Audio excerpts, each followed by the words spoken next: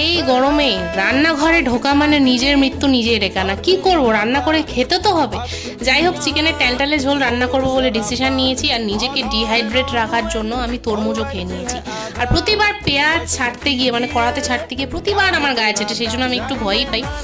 যাই হোক, তারপরে চিকেনটা রান্না করছি আর লাস্টে গরম মশলা দেবো বলে এটা একটু থেতলে নিয়েছিলাম। আর এই জিনিসটাকে কি বলে তোমরা একটু আমাকে জানিও।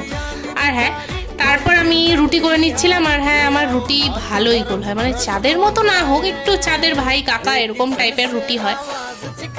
আর কি যে অবস্থা হয় রান্না করতে গেলে, এই গরমকালটা রান্না করতে গেলে কি যে অবস্থা আমি তোমাদের বলে বোঝাতে পারবো না। চিকেন রান্না ঠান্না হয়ে যাওয়ার পর, আমি প্রেশার কুকারে চিকেন করেছিলাম আর পাতলা করে করেছিলাম। রান্না ঠান্না হয়ে যাওয়ার পর আমি সেটাকে সুন্দর করে রুটির সাথে প্লেটিং করে নিয়েছিলাম। আর প্লেটিং করার পর ঘরে নিয়ে এসে যখন খেলাম, কি স্বাদ! আর নিজের হাতে রান্না আলাদাই লেভেলের স্বাদ হয়েছিল, সেরা হয়েছিল খেতে।